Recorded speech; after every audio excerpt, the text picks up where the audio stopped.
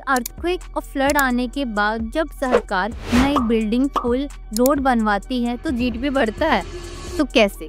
सबसे पहले समझते हैं जीडीपी यानी भारत के अंदर रहते हुए, भारत की बाउंड्री में रहते हुए, चाहे वो फॉरेनर हो चाहे वो इंडियन सिटीजन, वो एक साल के अंदर जितनी भी गुड्स एंड सर्विसेज प्रोड्यूस करता है उस टोटल वैल्यू कहते हैं जीडीपी। वही दूसरी तरफ जीएनपी यानी ग्रॉस नेशनल प्रोडक्ट, यानी इंडियन सिटीजन चाहे इंडिया में रह के अर्न कर रहा हो चाहे इंडिया से बाहर किसी फॉरेन कंट्री में अर्न कर रहा हो, वो जितनी भी अर्निंग करता है उस टोटल वैल्यू हो जाती है जीएनपी।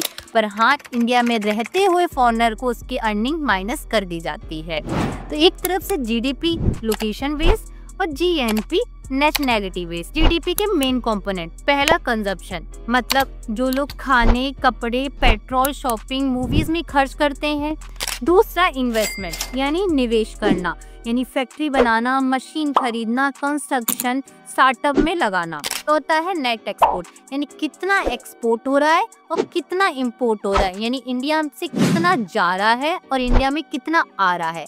तो जाने वाले में से आने को माइनस करके, तो इस तरीके से जीडीपी मेजर की जाती है। इंडिया में जीडीपी कैलकुलेट करती है एनएसओ यानी नेशनल स्टैटिस्टिक ऑफिस, जो मॉस्पी के अंडर काम करती है, ministry of statistic program implementation. और सबसे ज्यादा कंट्रीब्यूटर है एग्रीकल्चर, खेती, इंडस्ट्री, उद्योग, और तीसरा सर्विसेज सेक्टर यानी आईटी, बैंकिंग, टूरिज्म। एक छोटा सा एग्जांपल, जैसे इंडिया की कंपनी यूएसए में जाके प्रॉफिट बनाए तो वो जीएनपी में आता है, वहीं फॉरेन कंपनी इंडिया में रहकर अर्न कर रही है तो वो जीडीपी में ऐड होता है। जीडीपी मेजर करने के 3 तरीके होते हैं, production method, expenditure method and income method. तो सबसे इम्पोर्टेंट होता है बेस ईयर। इंडिया का जीडीपी बेस ईयर है 2011 एंड 12। तो अब गवर्नमेंट उसे 2022 और 23 कर रही है, जो नया डाटा रिलीज होगा 2026 में। क्यों? ताकि नए सेक्टर, टेक्नोलॉजी और इकोनॉमी की रियल ग्रोथ को अच्छे से देख सके। इंडिया दुनिया का 4th लार्जेस्ट इकोनॉमी बन चुका है, जो जापान को पीछे कर चुका है। 2028 तक इंडिया का टारगेट है 3rd लार्जेस्ट इकोनॉमी बनना, यानी जर्मनी को भी पीछे छोड़ देना। तो समझे?